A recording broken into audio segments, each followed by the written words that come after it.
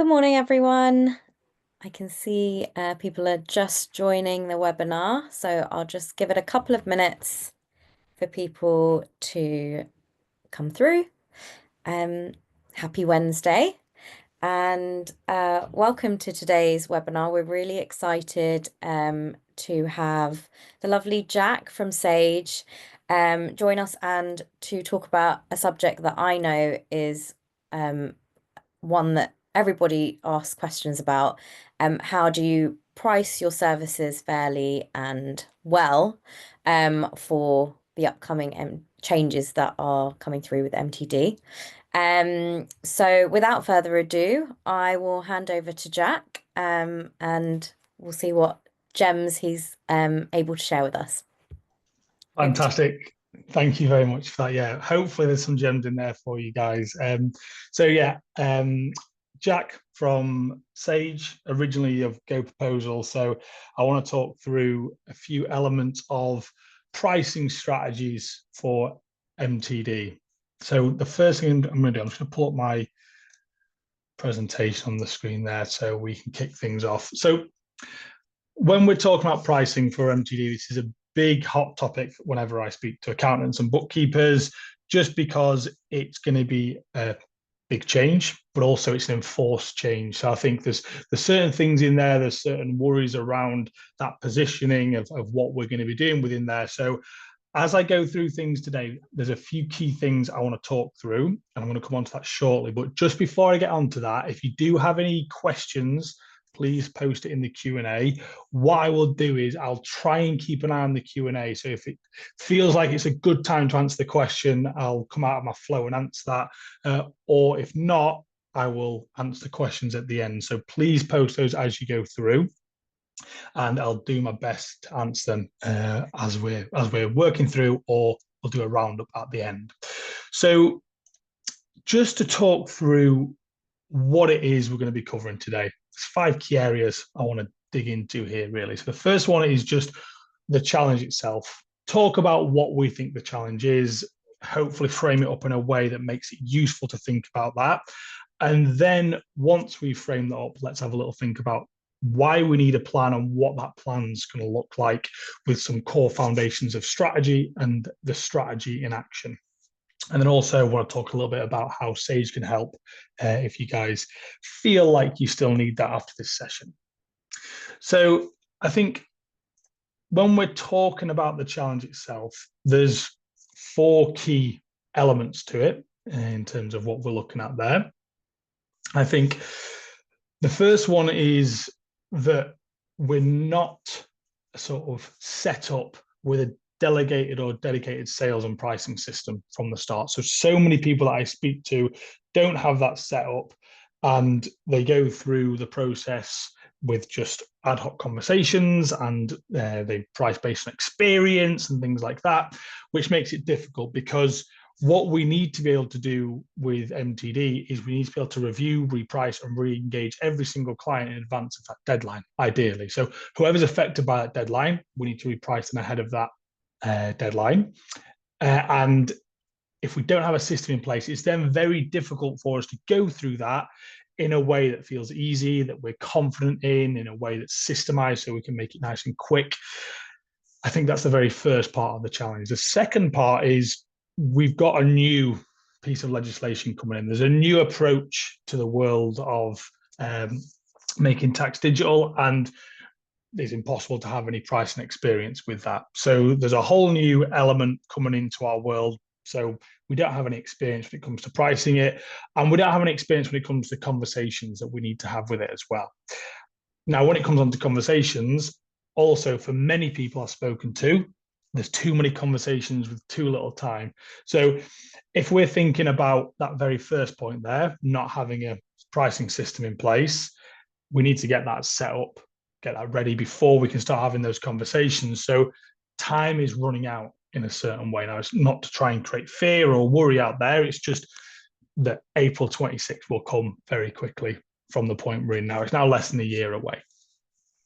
And then also we've got to get things like letters of engagement out to those clients to reflect those changes and make sure that we're completely on top of everything in terms of the audit trail side of things. And then on top of that, the greatest challenge, arguably, is that clients aren't aware of what it is or that it's happening, and we've got to play our part in educating them, in making sure that they understand exactly what it is that's coming and what it is that they're going to do about it. So there's 4 key assets in there that I think, not assets, facets is what I meant to say there, that I think we can cover off in this plan. But really, I want you to be thinking about, how aware are your clients? Do they know about it? Have you been speaking to them about it already? Would they be completely surprised if you mentioned it to them? That's something just to be thinking about right now. Now, the foundations of a good plan, when we're thinking about that challenge and we want to tackle it, I think there's 3 key foundations that we want to be looking at in terms of the plan itself. So we want to be thinking about the people involved. Now, the people involved are going to be obviously your clients, getting around that part. There's also going to be your team internally as well. So internally within your team, they're going to also, if you have a team, going to be affected by this process and going to need to be aware of what the plan's going to be within there. We've mentioned the word there. Process is the next one. What is the process? What are we going to go through? How are we going to make sure that we've tackled all of those conversations in good time within there? And then the third thing is a proposition. So we know who's affected. We know what we're going to go through there, but how are we going to position what it is that's changing? And that's something that causes a lot of people tension and anxiety when I'm speaking to them, because a proposition for something that's enforced and that's something that people don't see a lot of value in feels like a really tricky thing to tackle when it comes to how we can position that in a way that justifies changes, that justifies what's likely going to be a price increase, almost definitely going to be a price increase, and how can we make sure that that is positive, that we can move forward in a good way with our clients when that's the nature of the beast. And that's something that I want to talk about today. So there's a 3-point plan that I'm going to go through within this. The first one is to think about segmenting your clients. The second one is to think about that pricing approach itself. So once we've segmented those clients, once we know who those people are that are affected, then we build our process around our pricing approach. And then we're going to think about that proposition and think about how we can start having those conversations with our clients within there. So these are 3 key areas that I'm going to go through today. Now, the ultimate part of this is always going to be that third piece. And this is just something that I've come across a lot in terms of preparation, planning, it all being in place. The rubber hits the road when we start speaking to our clients. So one of the things that I would ask you to think about and to reflect on at this point right now is how confident, how comfortable you are with having those pricing conversations, because none of this is effective. None of this is successful until we're sat in front of those clients that are going to be impacted by the changes, and we're speaking to them about the new price, the new approach, everything that's going to be changing for them. So if that part fills you with dread, just try and be aware of that, be conscious of that, because if we're going to avoid that point, then nothing's going to change, and it is going to be a real problem for us. We can do all the planning, all the prepping internally we want. It only happens when we speak to our clients about it. So that's just one thing I want to be sort of driving home there when it comes to the level of importance within here. Okay, so I think there's a reality for many people that I've seen speaking to people at Accountex recently. I've seen speaking to various businesses of various sizes, from top 50 firms right down to sole traders and sole practitioners just working on their own and getting through people's books. I think there's common themes of reality for many of those people. The first one is we're going to be increasing workload on clients that are already underpaying. So a lot of people that I speak to, not struggle, that's probably not the right word, but the margins, the profitability of those clients that are going to be affected by this is already questionable. They're already not completely sure that they're making a lot of money from them. And often they're already quite difficult clients to deal with. And the second one is that we've got additional software and operating costs that doesn't have a mechanism to be passed on to the client. Now, it should be passed on. As we say, it's an enforced change, so it's not something you're choosing to do. It's not something they're choosing to do either, but you're going to be helping them deal with it. So there's additional software and operating costs that have to be passed on. But thinking back to that pricing system that many people don't have in place, there's no real mechanism to pass that on to the client. Systems and structures around pricing, there's not one to follow within there. So there's a new beast coming up, but there's the old process already isn't in place when it comes to talking to people about prices, having structures and calculations and mechanisms that drive that. That's not in place as it is. So already an old legacy element of businesses that I'm speaking to is affecting people moving forward. The fourth one I think is really important. There's a catch-22 within this, and that's why I mentioned pricing conversations in the last slide, because it's so important. There's a catch-22 around the fear of increasing fees, but also the unsustainability of not increasing fees. So nobody wants to go to a group of clients, let's say 50, 60 clients, or possibly more, and say your price is going up, and we have to increase it, and this is why, and this is what it's going to look like. People want to avoid that often.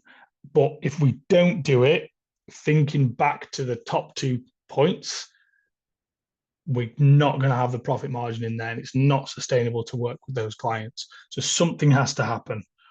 Either we continue doing the work for the same fee and we get to the point where that's not going to be viable anymore. We have the conversation with the client and we tackle it face on, and we increase that fee and we approach it that way, or we stop working with those clients. There's only real 3 options within there in terms of what we're thinking about there. Now, I think the ideal one is obviously that we find a way to work with those clients and we find a way to make that happen. Many people I've spoken to are not going down that road. I've spoken to a few different clients that have chosen number 3. They're just going to break off, disengage with those clients. They're not going to work with them moving forward because it's not something they want to tackle. But the first option of just continuing and seeing where we get to with the same price is one I would encourage everybody to avoid, because that's not going to work out well. Now, there's no clear or consistent cadence for fee reviews as well within there. So there's many different businesses I've worked with over the years to get them into a process of having regular cadence of fee reviews. Now, I've often seen the best where it was around quarterly bookkeeping, annual sort of review of all fees, and then just a monthly mechanism for increasing payroll or decreasing payroll based on what it looked like. But many different people have different cadences around that. The most important thing is having a cadence and the client being aware of the cadence itself. If you didn't have that system in place, if it's very inconsistent when it comes to when you review fees with your clients, it's quite difficult to then go into a process where there's a really clear set quarterly boundary within the process, a quarterly process for the work you're going to be doing, and ideally a quarterly fee review element that we look in there if things are changing around that because of the work involved. So not having that cadence makes it difficult to then start introducing the cadence to those clients. And then that final point is that powerlessness around enforced change. That's something I hear a lot of people talk about when we get onto the idea of value later down the line. I'm going to hit on a point around that as well. But that enforced change is something people struggle with quite a bit.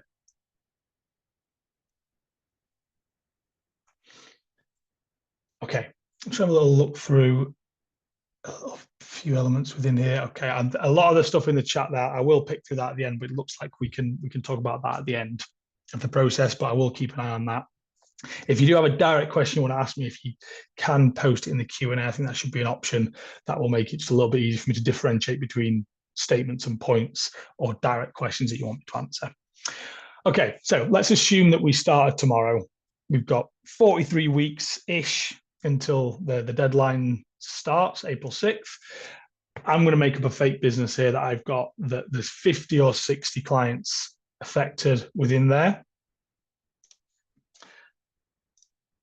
So I need to have 1 to 2 conversations per week, assuming I start tomorrow. So I'm going to have these conversations, and these are the conversations around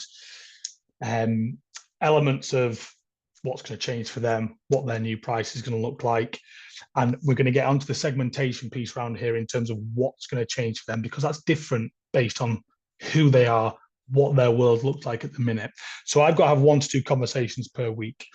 Now, I encourage this because it's arbitrary that I've picked the 6th of April in that calculation there. I've just done that for the sake of the example. What I would suggest everybody do is think about when they want everyone to be happy with what's going on and what that deadline looks like.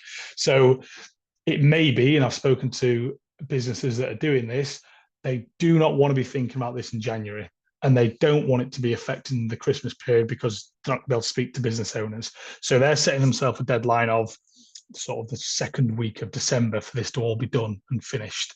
So that changes the scope of that quite a bit, because they want to make sure that everything's in place before the January period hits, and they don't want to be thinking about it in February and March because they're worried about what that looks like for the conversation with the clients. So you have to think about when you want to be ready for this, and then you've got a timeline affected. We'll talk about how you can get to this number here a little bit in the next slide, but really start thinking about when you want to tackle this and when you want to have it in place so you can start having that deadline within there. Because if you want sort of pre-Christmas, like a few of the businesses I've spoken to, that number changes quite a bit. And we're talking about 4 to 5 conversations a week if I start tomorrow. And then chances are you're not starting tomorrow because the systems aren't in place. So I've talked about an example around a July conversation with a client later on in this presentation, which I think helps think about what the conversation can look like, but also it'll give you an idea if we're ready for July, what does that look like if you're going to get it done before Christmas?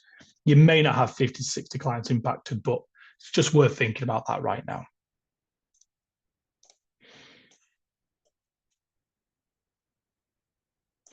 Okay, so the thing that I want to talk about first is segmenting your clients, because there's an element within here that you can look at MTD on the surface of it and go, it's just a simple change.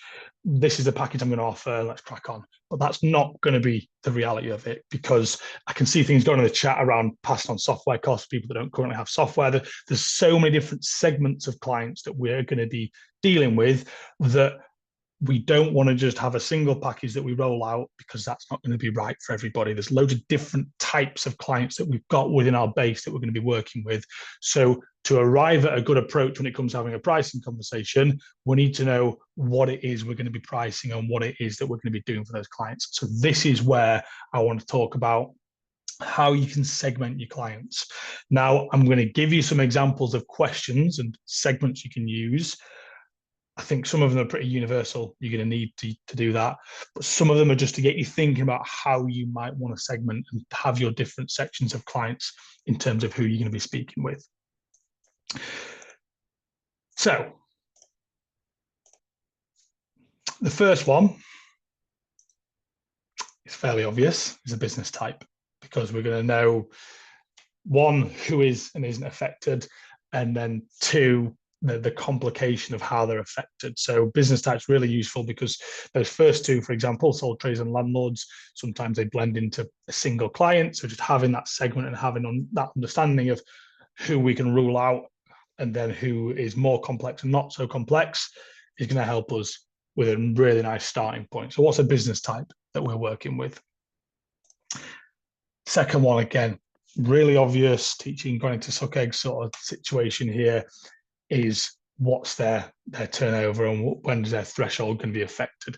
Now, this is obvious stuff, but it's also an exercise in your understanding of clients and making sure you've got that information recorded, because going through this exercise of segmenting is obviously also an exercise in real good data quality as well within the clients that you've got. So just making sure you know when they're going to be affected and who's going to be affected is really useful within there. So it's obvious, but still really useful to give us those numbers for that planning approach that I mentioned. So it may be you sat here not really knowing when people are going to be affected.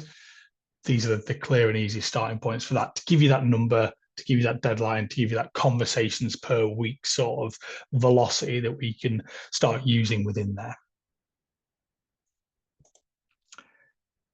Now, third one is something that I would argue is fairly universal in all the conversations that I've had, in terms of it being a differentiation with people choosing to tackle it in different ways. So doing it for them or doing it together is something that I've had a lot of conversations with around certain services and what's going to be on offer there. And a lot of people, for example, are ruling out do it together. So I say a lot of people, 5 or 10 different businesses I've spoken to are saying we're not doing it together. They're not being responsible for part of the process. We're doing it for them. And the way we approach it and the way our package works is going to rule out the do it together as an option because of what that looks like in practice and the pain that causes. Other people I've spoken to are gearing up in terms of packages, offerings, services to really go after the do it together people because they think there's opportunity within there. So there's different ways of skinning that cat, but in terms of what we're going to be doing within there, it's a good way to think about it. Would we do everything for them? Are they going to be responsible for certain elements within there? And once we've got that, then we can think about that digital readiness piece. So someone who's already on software, somebody we already have digitized in terms of their records, it's a different conversation to someone who is manual or paper based, has never been on a ledger software or anything like that. It's a very different conversation, a very different kettle of fish. In terms of thinking about this segmentation and thinking about those deadlines, we can also think about timelines within there as well. Because if I was doing this, I'm not an accountant, but if I was planning for this and tackling this issue right now, the people I want to speak to first are those manual paper-based records, because they're the people going on the biggest learning curve within here. They're right at the start in terms of everything about an adoption cycle, and I need to take them on a longer journey than someone who's pretty much there. It's just going to be a slight change in the cadence of submissions, and there's not a lot to be done around there, just a slight increase in workload. I want to speak to the biggest challenges, the biggest journey at the start. So I'd be picking to have those conversations at the start of my timeline, not at the end, because obviously that's just something that would be a nightmare to take someone on a short scale. So this segment here not only allows us to think about different client conversations, but when should they take place? Who should we be speaking to and bring on a journey first? Complexity comes back to that combination of sole trader landlord sort of stream that we talked about at the start. Is it a simple income stream, or is there multiple revenue sources and deductions that we have to consider within there as well? Help us think about our pricing structure within there more than necessarily our timelines. But again, these are the questions that we want to be asking to think about how are we going to arrive at a package that works. And then this final one in here is one I've put in here for sort of attitude, because I think this is a really useful one, because early adopters, people who are really willing to take on change versus resistant clients, is an attitudinal approach that you can think about, and it's probably a little bit subjective in terms of you thinking about your clients within there. That's just an example of their behaviors, their characteristics, that isn't necessarily a clear-cut line, but can be really useful when we think about those conversations. So it may be that you could easily segment your clients into people who are always late, nightmares to deal with versus great clients to deal with. Whatever sort of segments you want to think about there, you can start doing that based on their attitudes and behaviors as well, because it's going to help with that conversation. It's going to help with your planning in your head, especially when we think about that attitude approach, because when we think about putting off pricing conversations, whenever I speak with people that are starting this for the first time, there's always 2 or 3 nightmare clients that means they delay everything. So there's 3 or 4 really difficult, opinionated, whatever it is, clients in their base that they think about having that conversation with them, and it fills them with dread, and they avoid any conversations at all. So having those people in their own little pot can be useful for just for your own headspace and for getting you moving in the process without being held back by the fear of 1 or 2 clients within there. Okay, I'm just going to have another little look at the Q&A, great. So Lisa, hopefully I'm helping a little bit with your question around that. I will come on to the different pricing structures as well that will cover that off as well. But your one size fits all question, I think, ties into this segmentation, and I will be covering it more in the pricing piece as well. Cracking. Okay, then. So that's how we're going to segment. Now I want to start thinking about sort of the pricing foundations that we're going to have within there. So we've got our clients, we know what sort of pots they fall into in an ideal world. Now we're thinking about what foundations are they going to be sort of faced with when we come to pricing them. And I think there's 5 key foundations that we should be thinking about within here.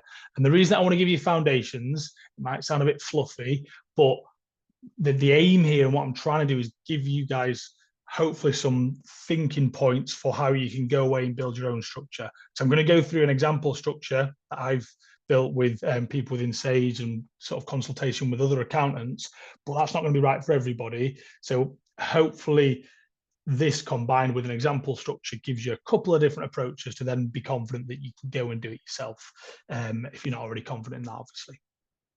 So transparency is the first thing that I think is really important and is a key element when it comes to having these conversations. And the reason that transparency is important is because it makes it really clear to the client what their fee should be based on. But also, if you've got a team, they can understand when a fee might need to change or when it might need to go down or whatever it is that we're looking at. So transparency means the client understands what it's based on, your team understands what it's based on. So when it comes to changing that fee, it shouldn't be as hard of a conversation. If we know that our price is based on volume of transactions, number of employees on payroll, revenue size, or whatever it is that we're doing, when an accountant comes to you and goes, okay, your transactions have gone up, your payroll numbers have gone up, and your revenue's gone up, it's not going to be a big shock that means the fee is going to change. That transparency piece is really important within there. But we've got to be transparent with a structure that we're really confident is right within the approach. So when we come onto the pricing structure itself and we're talking about the questions we're going to be asking the clients, we need to make sure that's thorough enough to create transparency that they're going to understand when it might need to change. The consistency piece is really important.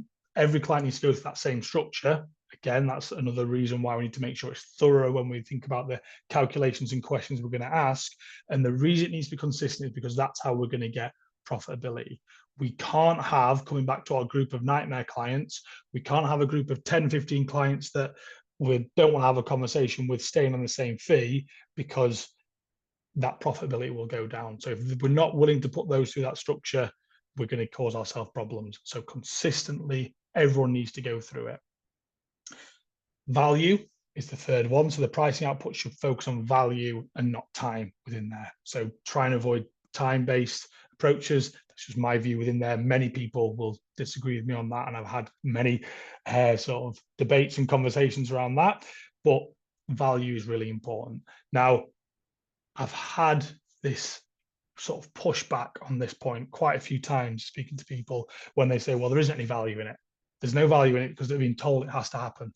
So they're not choosing to change what's going on with their business. So there's no value within what we deliver. So if I'm going to price it based on value, I'm going to have to give it away for free, is something a few different businesses have made to me. Now,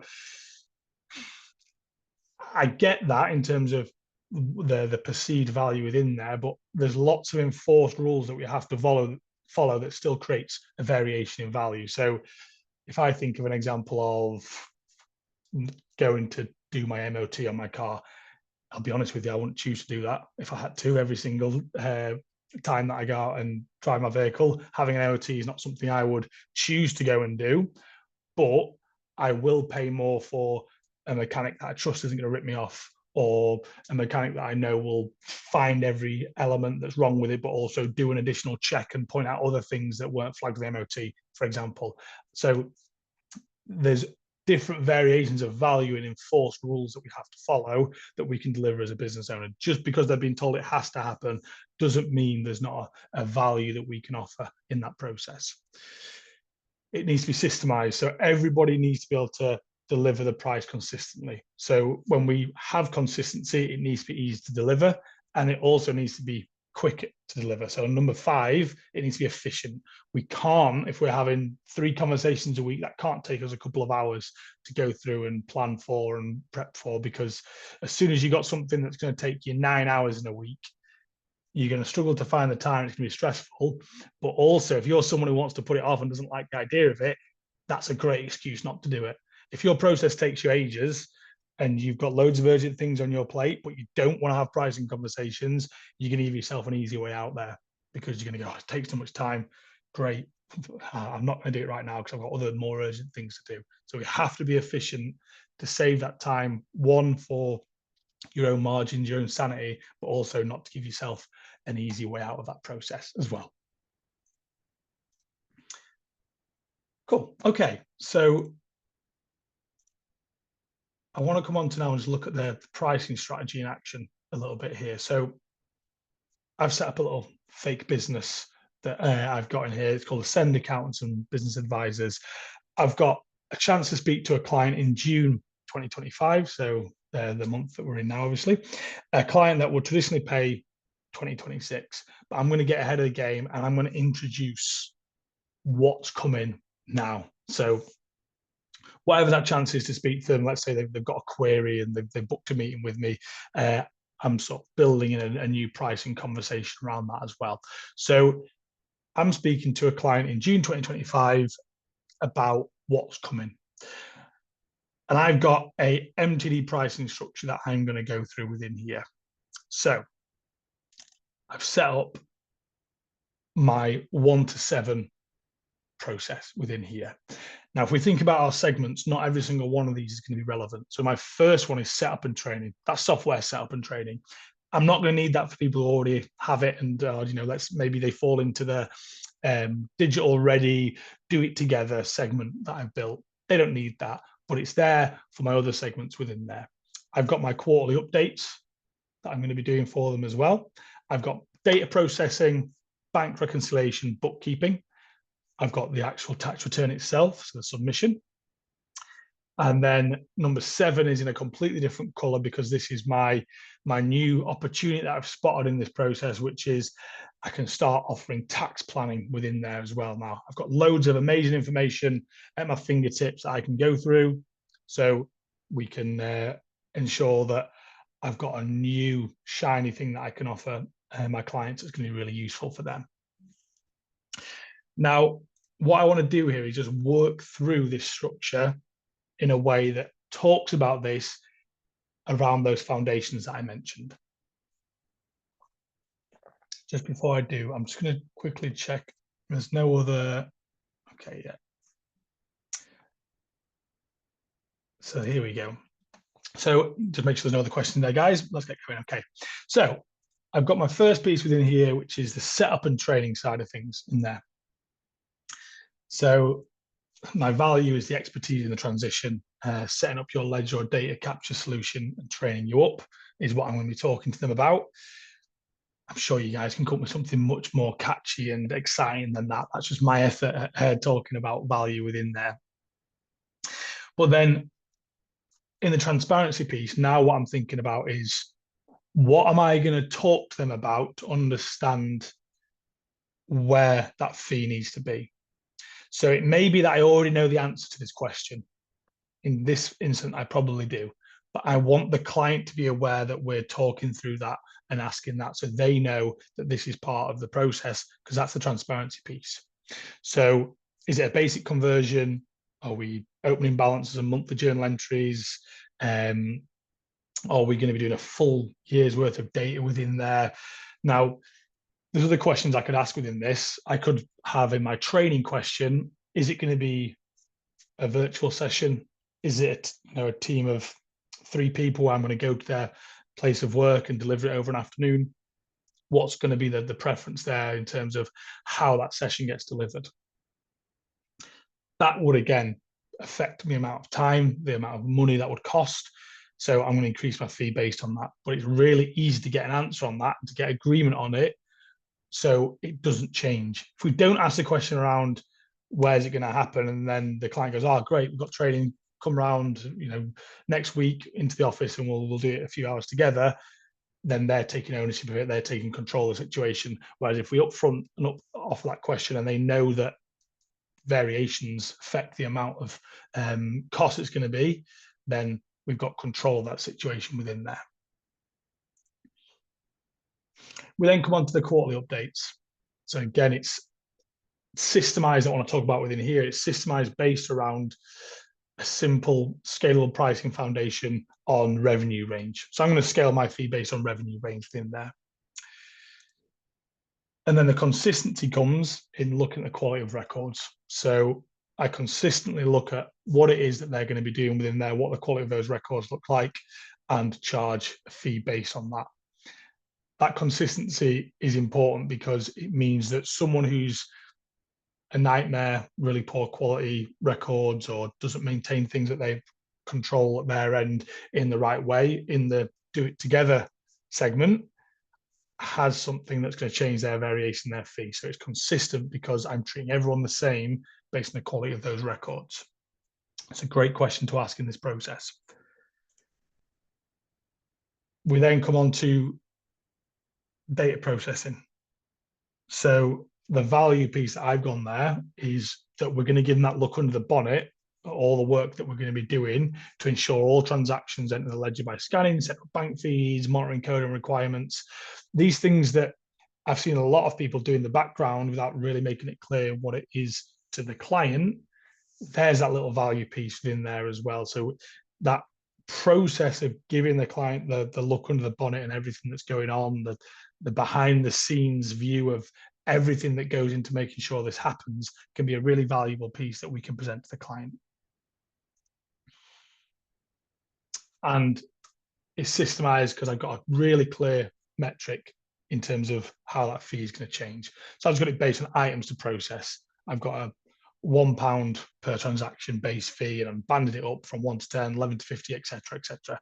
So nice and systemized because it's really easy for anybody to go and say, okay, they've got this number here, this is their fee, and then churn through the clients.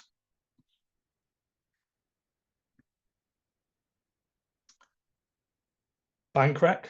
So again, we've got reconciling bank accounts, receivables and payables, accurate updates and reporting. And that consistency piece comes from just those questions that I'm going to ask again. So I think transaction volume could apply here, number of bank accounts could apply here, frequency of reconciliation could apply here. This is really something that can get way more complex in terms of the questions I've seen people ask their clients at this point based on their preferences. But the most important thing is those questions are in place and the client understands that when those questions and the answers change, their fee's going to change with it. Bookkeeping. So we've got adjustments, depreciation accruals, stock, other income to reflect in financial reality is the value within there. And then we've got a system around the items that we need to process. So adjustments, income sources. We could have a fee per adjustment, theme and source in there if you wanted to. We've got those options if we need to.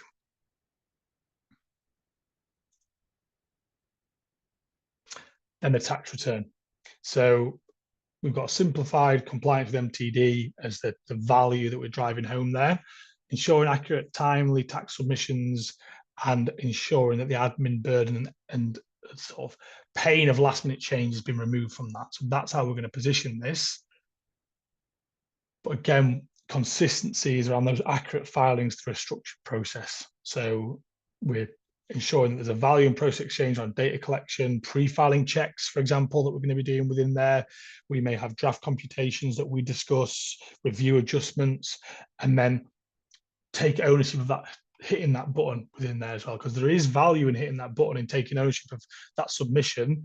I know many people have clients that do that for themselves, but if we're going to take that on, just because it's a simple process doesn't mean there's not responsibility and liability within that. So there is value in there because we're taking ownership of that final piece of work there. And then finally, number 7, this exciting opportunity that I've identified for within Ascend is the tax planning piece.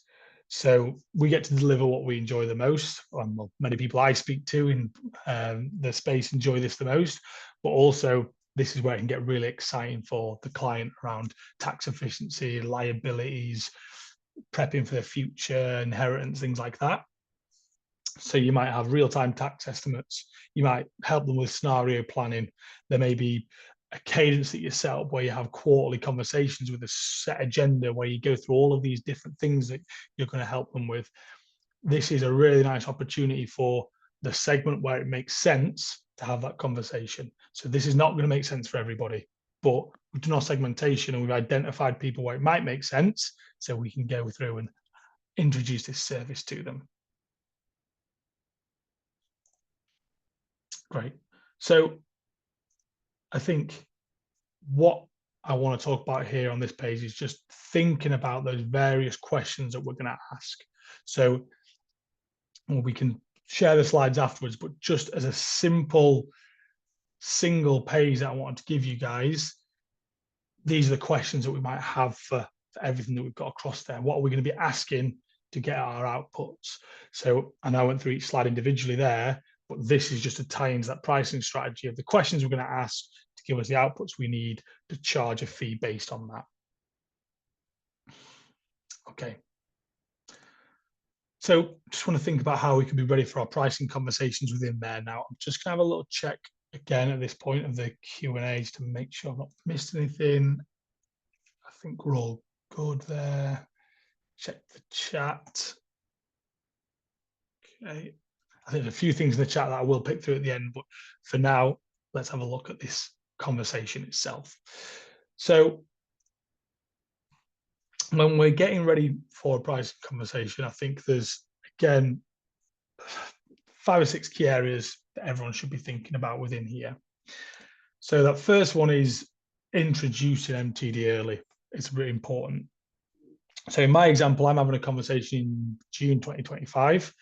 So I'm set up and ready to go for April 26. Now, that's not something that you have to do, but I know I want to educate my clients early because, as I mentioned at the start, I truly believe one of the core challenges is that the clients don't even understand it's coming or what it is. So that's really important for my foundation strategy, is to have these conversations early if I can. Second thing I want to be doing is setting my intentions. So when we're thinking about this process and I'm thinking about my conversation, I want to know what intentions I'm taking to that conversation.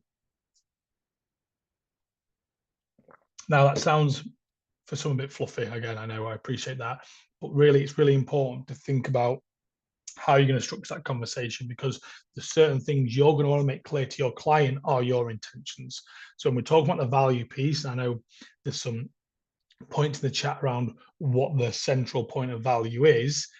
If that's the case, then setting our intentions before the conversation means I'm prompted to raise that in the conversation as my intention. So if I want to make sure they're stopping worrying, that needs to be part of what I communicate to them and deliver to them. If I want to help them plan and make sure they're ready for everything and they know what's coming, again, that's sort of language I want to be using with them in that conversation. It may be that there's a certain group or segment of clients where we know they just find all this accounting and bookkeeping piece a distraction. So I can talk about the fact that I'm going to allow them to focus on what they care about, their business and what they want to deliver. And again, that's so I can be prompted to physically say that in the meeting so they know that's what my intentions are.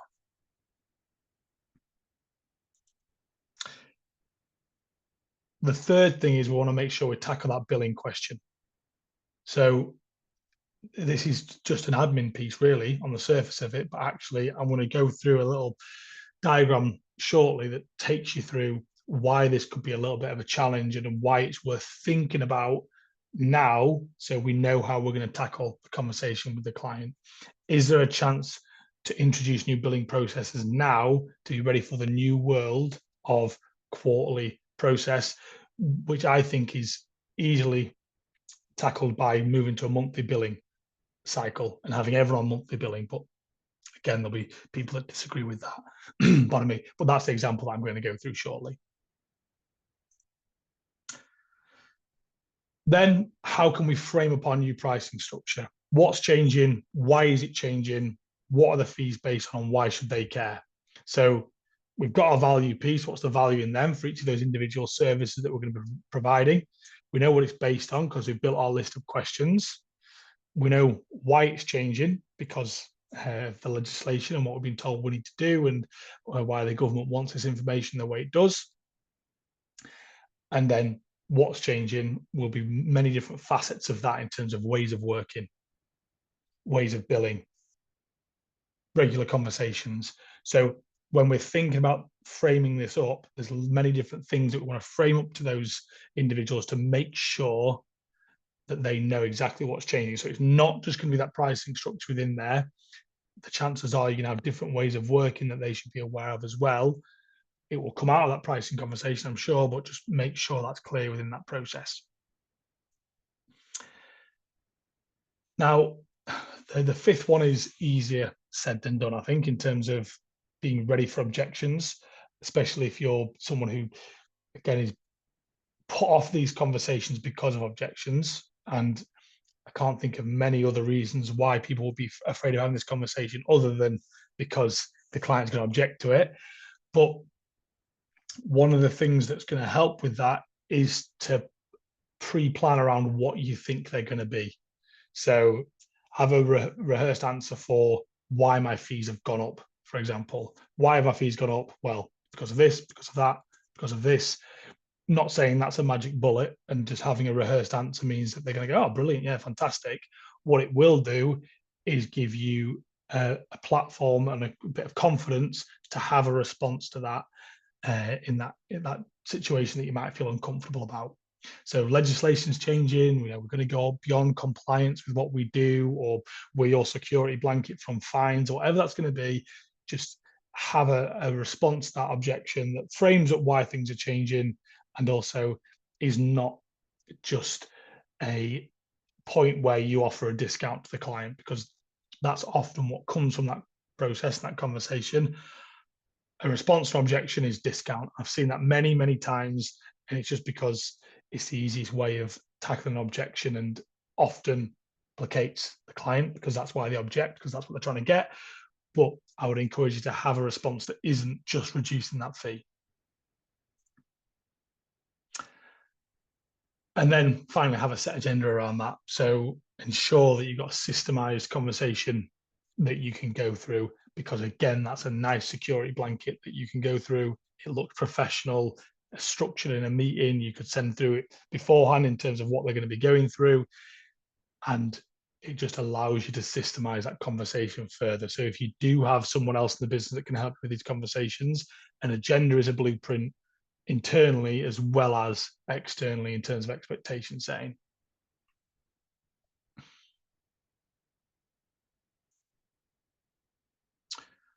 So I think there's some key things we can think about in this process just around that. So just a summary of some elements that we can think about, and then we'll get onto that billing timeline that I mentioned, and a process that I think can help tackle that. So think about the value you can provide beyond the compliance piece within there. How can you position yourself to be competitive yet profitable? So there's often I think how to position this in terms of, without sounding sort of too confrontational, I think sometimes people will look at just the fees people around them are charging, and that has too much weight in what they bill. Now, I'm not saying it shouldn't have any weight, but you're in a unique situation. You've got your own overheads, you've got your own goals you're trying to achieve, you provide a different service to other people around there, you've got your own unique selling points that you can position your value on.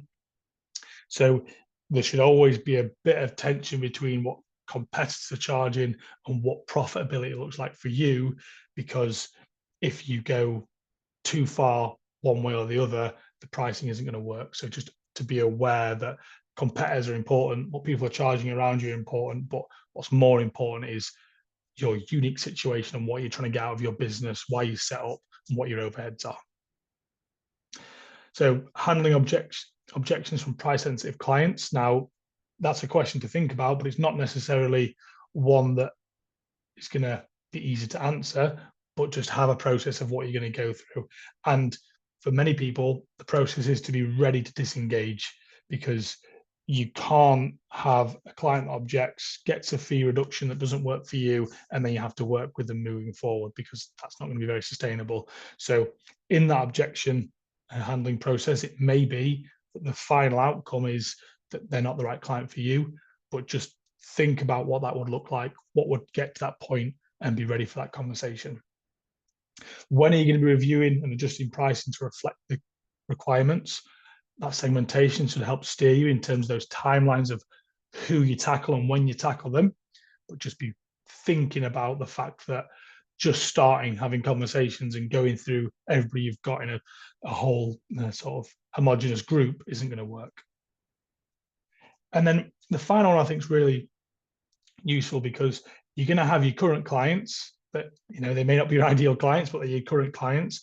But think about who your ideal clients are is going to be really useful and really helpful, because if you can find a proposition in this that works for you, that you're excited about, that you can make profitable, there's, as I say, there's lots of accountants and bookkeepers out there that are choosing to step away from this as a service offering. So there's going to be opportunity out there. So thinking about your ideal clients is an opportunity to go and get them, and hopefully have a system where you can put new clients through as well as tackling your current clients as well, because there's not an insignificant number of businesses I've spoken to that their decision is they're just not going to tackle those clients moving forward. So there is going to be opportunity in there as well. Okay, so the final piece that I want to talk about before I show you just a final piece around my pricing strategy in action is just this billing timeline to think about. So we've got our traditional BAU process right here: work done, billed, paid, annual basis. But then we've got MTD year 1 coming in. Now, in MTD year 2, it becomes easier because we go into a new BAU uniform approach. But there's this little challenge right here that we've got 2 times effort and cost. So if we're going to move on to even a quarterly billing cycle, we've got to think about the fact the client's going to pay upfront for that fee right there in terms of 25, 26, and then ideally we're going to get them on a monthly billing cycle that tackles that. But then also we've got that deferred revenue piece within here as well. When legislation changes in 2026 around how we recognize deferred revenue, that's another challenge that we need to think about within here. So a uniform, simplified monthly billing approach, I think, will be the easiest way of tackling it. But we've still got this little challenge here around this pressure point in April. So what I'm recommending in this is that you could have a monthly fee from July 2025. So in my example of the client I'm speaking to, I'm going to go through this example in a little video shortly. I'm going to bill the 2026 fee in a monthly approach from July to make it easier. I'm introducing what's changing, but then from April next year, we'll have another pricing conversation, and I'll have this new structure that breaks down my fees in a way that is much clearer based on my services 1 to 7. So these are just examples. These represent one of those services in that. And it could be that I get on this monthly fee, and then their new monthly fee is, just a few quid more than what they were paying to catch up for April 26. But what I do have is opportunities to layer on new services later down the line as well. So it's a good opportunity, one, to be ready for that billing pressure point, but also to make it a little bit easier to have that transition conversation in April 26 as well. So that new structure brings clarity to the fees, but also it can evolve over time within here. Okay, great. So I just want to go through a little bit of a run through of that conversation now. So this is my GoProposal piece I've got within here. I've got my templates set up to have that mid-year preparation conversation. So I'm sending a proposal and letter of engagement. I can see within here my revenue range that's going to drive my fee. I've got my start date of when they're going to be commencing the conversation, but also I want to change their end date to make sure that I know when that's going to be coming to an end, which is going to help me drive that catch-up fee within there. And then all I'm doing within here is I'm introducing the client to these services. this isn't part of their service right now. What I'm doing is I'm talking them through what April 26 is going to look like. So this conversation offers two things for me. One, I can get them onto a monthly billing fee right now. Two, I can start introducing them to this new world of questions that we're going to be asking them, this new world of different software elements that's going to help them tackle this new world that they're going to be facing there. So I can make sure that one, I'm educating what's changing, what's coming.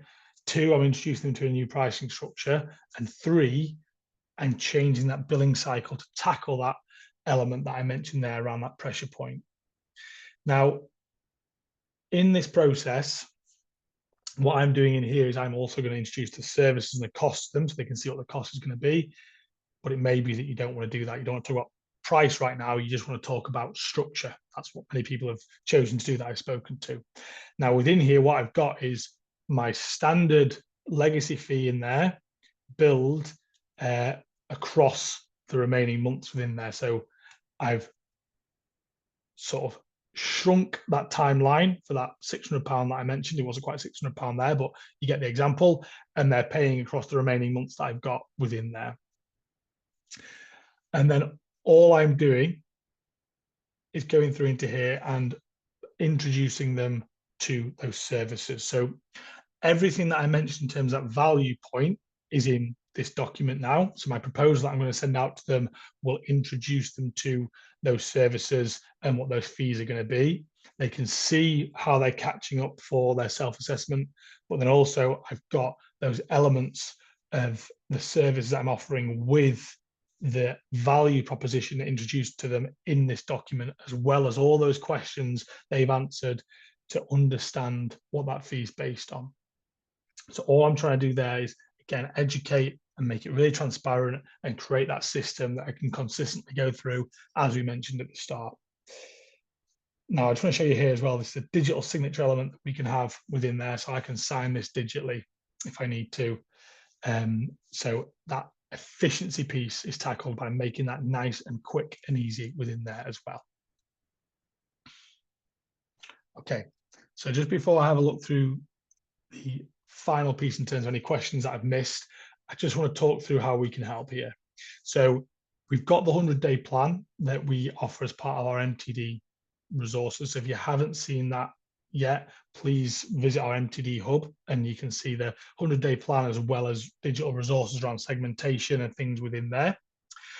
If you wanted a consultation with one of the practice success managers as well, we can arrange that. So please just let me know in the chat, or drop me a message on LinkedIn and I can make sure we get that arranged for you.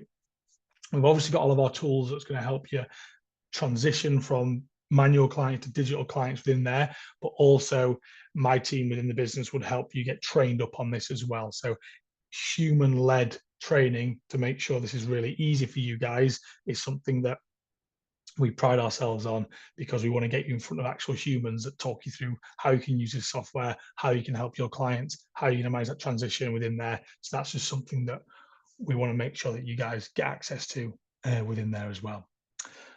Okay, so that's everything that I want to run through, and I've got 2 minutes left to run through the chat. So I'm just going to have a little run through of any questions that I've missed, anything that I haven't answered. Lisa, I think I've tackled your question there around different strategies. Please let me know if not. But I think hopefully that gives you a flavor of how it's not one size fits all. Segmentation is going to drive that, along with a really consistent pricing structure. Now in the chat, I think, let's have a little look in there. I think there's a lot of points within there. I think, yeah, the recording absolutely will be sending out. I can provide slides as well, Michelle, if you're interested in seeing those.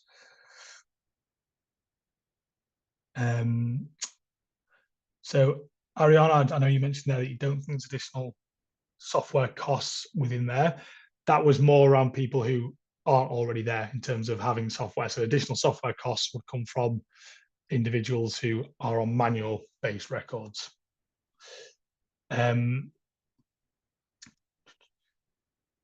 I think that's everything in there. Looks like you guys are having a great conversation there. That's brilliant. Now, you could, so in terms of training them to do their own updates, so we only still charge yearly. You could do that. I think again, that's how confident you are in terms of what they're going to be submitting, what that final process is going to be. If you can confidently say you're not going to have any involvement throughout the year, then that's, yeah, absolutely fine. But I would just make sure you're really confident in that. And I think everything else was just a conversation and discussion within there. So that all looks cracking. Okay, and guys, if there's anything else that I can help with, please do reach out to me on LinkedIn or give me a shout. Other than that, thank you very much for your time, and I appreciate you jumping on here to be here with me. Thank you so much, Jack. And as I mentioned, the recording will be shared with you within the next 48 hours. So thank you very much, Jack, and we hope to hear from you soon. Any other questions, feel free to reach out to ICB, and we'll always be here to help. Have a nice day. Take care. Bye-bye.